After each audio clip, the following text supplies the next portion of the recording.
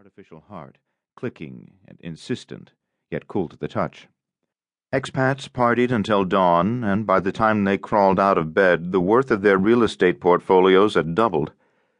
Sam couldn't help but wonder what would become of all the giddiness if the market ever collapsed beneath the weight of speculation. Suicide and depression, or more revelry? He was betting on some outlandish, oversized combination of the two, with a steep cover charge and a 2-drink minimum. Strange how a city so full of sun and sensation could leave him so cold. But that was Sam all over, the soul of a bohemian caged by the mind of an auditor. He yearned for new experiences but couldn't resist the urge to analyze them as he went along.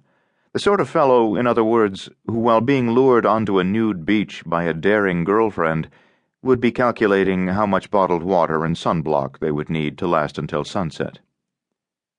He sometimes wondered how it had come to this. As a boy, he had been a neighborhood adventurer, a ringleader of elaborate pranks, even a daredevil.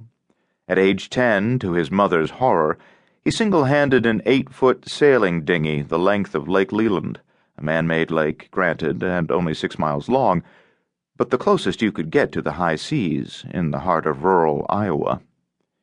By the time he graduated with an MBA from the University of Chicago, he had spent his previous 3 summers bicycling the California coast, backpacking the Pyrenees, and vagabonding the coast of Turkey. Nor did he look particularly white-bread, thanks to a Greek grandmother on his mother's side, who lent the bloodline just enough Mediterranean spice to at least let him pretend to feel at home in the world's sultrier latitudes. That, plus an inquisitive gleam of mischief in his liquid brown eyes, left even the soberest observers convinced that he might yet act spontaneously. But alas, he was also the son of an accountant, with bean-counting in his genes. And his employer, pharmaceutical giant Pfluger-Klaxon, had little tolerance for stuff and nonsense, particularly among auditors, who were supposed to keep everyone else in line. Thus had 4 years on the corporate fast track subdued nearly all youthful impulse. Whenever opportunity knocked nowadays, Sam checked first through the peephole. A moist, dark hand squeezed his left forearm. "You want date? Nice happy time?" A second hand, pale as the snows of the Caucasus, took his right arm. Slavic vowels cooed into his ear. "You want maybe 2 of us? Special deal, just for you?" Sam pulled free, smiled politely, and shook his head. "No, thank you." A third woman, Indonesian, Malaysian, slid close on his right, moving sinuously against his hip. "No, thank you. Really."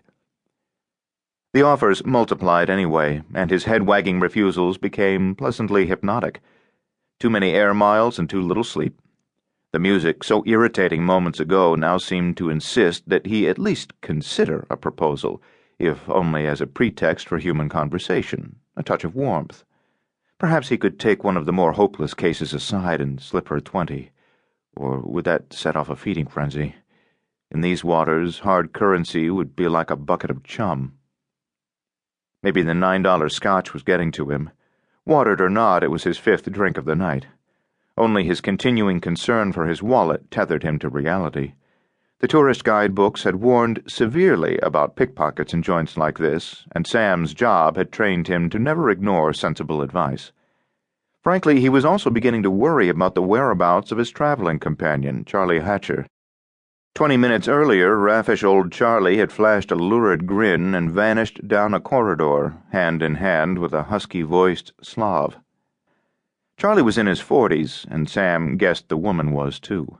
Up close, she had looked far older than her hairstyle and makeup, although the swaying of her sequined rump had produced the one flash of genuine eroticism Sam had experienced since arriving. He brushed aside yet another arm hold and checked his watch. A real Rolex, to the best of his knowledge. It had now been 27 minutes since Charlie disappeared. Did you really get that much time for your money in a place like this? And where had they gone? The way Charlie explained it in the cab, these women took you to a nearby apartment or upstairs to a room in the dreary old York International Hotel. Charlie's had led him straight down a hallway toward what looked like a bank of offices.